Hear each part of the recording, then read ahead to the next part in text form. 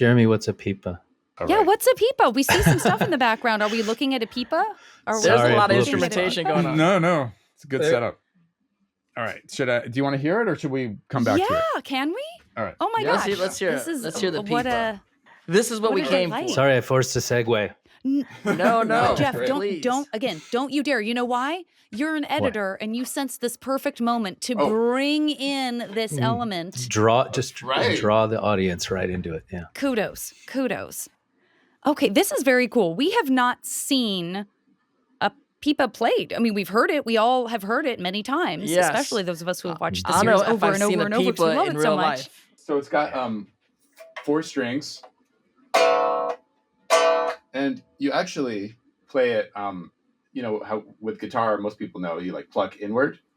With pipa, you actually play out, which I'm not going to do. I'm going to play it more like a guitar because I'm not a very good pipa player. But it was used on like all the Chong songs, like winter, spring, summer, fall. I'll play that one because that's.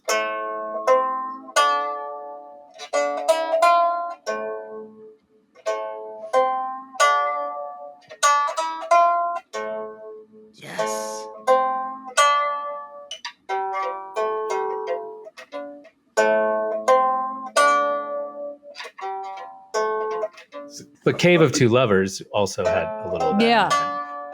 Yeah, there was a lot. There was like Secret Tunnel, but I don't really remember it. all the songs. Don't worry, everyone else does for you. Secret tunnel, through the mountains. Secret tunnel. Yeah. Yeah, I can try to sing Winter, Spring, Summer, or Fall. I can't tell. I feel like it might be that weird low, too low or too high. But what? It is actually in a different key than the original. It's a minor third higher than the original right now. I tuned this down for the original. Winter, so amazing ears.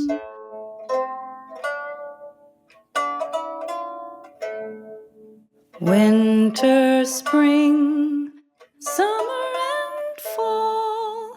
Winter, spring, summer, and fall. 4 seasons for love. 4 seasons for love. Oh, cool. I love that. Wow. And beautiful. If memory serves, I think you told us this on a past episode, but wasn't that song originally conceived as Yue and Sokka's kind of like courtship song? Exactly. So it was all tied together with what Iroh was singing, and sure was. Yeah, it was. It was their little love song, and then you could hear like variations of it on on harp, like in the episode where he arrives and first sees her and meets her. Yeah, he's like, oh, the scene where he sighs, where he's in the boat. It's like, oh. Quick question, Jeremy. Like when Jeffrey, puts it and said, I need like 15 seconds of this song or something like that. And then you write like 15 seconds, but you have a full song. You have like you may have like a orchestra of a song, but you're only taking 15 seconds out of it, or how's this working? That's a great question. I think a lot of people assume they're like fully fleshed out songs. So like when it comes time to perform them or do a soundtrack, it's like, they're like 30 seconds, guys. Like all those like Chong songs are like, that's what they are. Yeah, well, we need a 2-hour show, Jeremy. He's like, can we embellish on that 30-second song you wrote?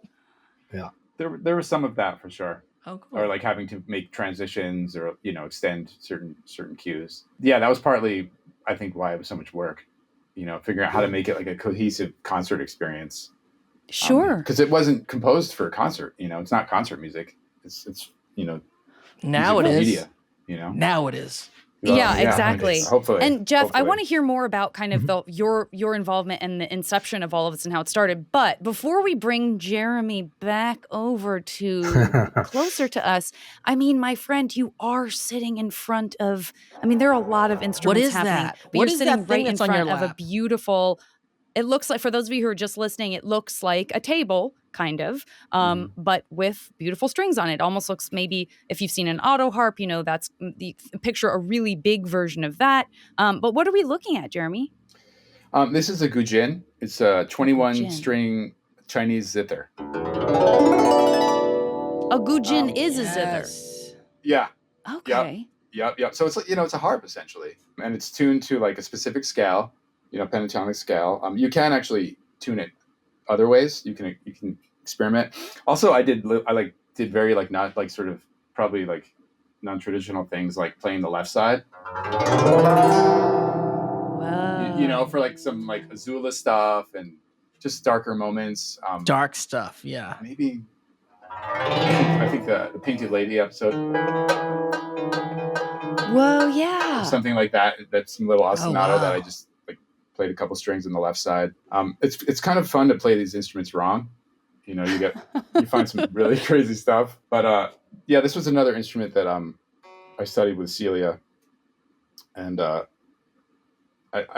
I kind of took to this one a little better than the pipa. It's for me it was a bit easier to just start making like good sounding stuff. You would think the pipa would be better for me because I'm a guitarist, but there's so many like the right hand technique in the pipa is insane. Like it's so hard, They do this thing on the pipa where it's called luensu, where you use all 5 fingers.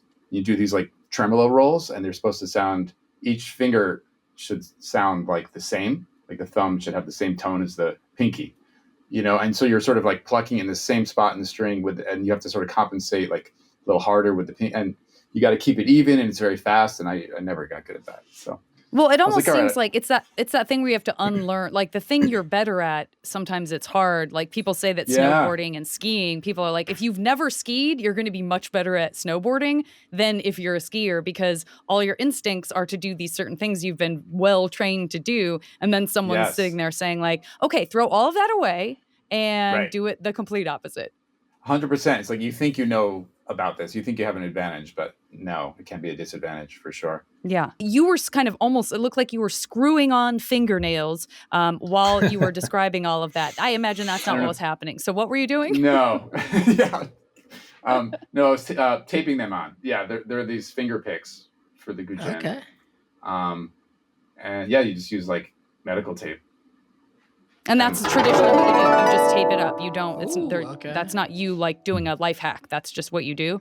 Right. That's just what I don't know what traditionally they did. In the early days of guzheng, I think it's been around a couple thousand years. Oh, only a couple thousand years. Yeah. It was a little more modern. Like the guzheng was sort of this very old instrument that's a 7-string, and you slide. Whereas a guzheng, you on the right side you pluck, and the left side you can bend. So let's see.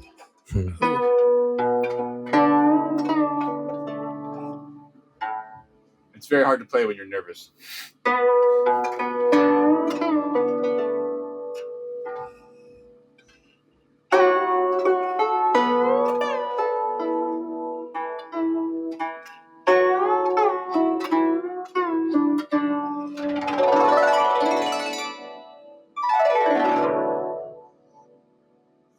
The general sound of it.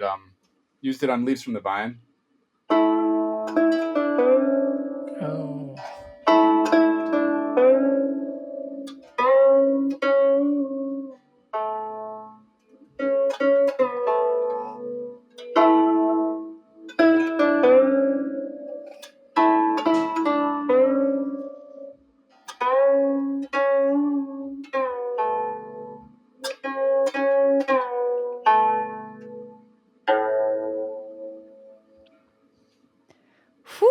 Yeah. Cave of Two Jeremy, Lovers. Just we gets should you have right told you here. you have to give us warning if you're going to play Leaves from the Vine, because that one took me by surprise, and I immediately started crying, as I do every time even those words come up. That was so beautiful. Thank you. Bend your ear for ad-free episodes with Avatar Braving the Elements Premium. Subscribe today on Apple Podcasts.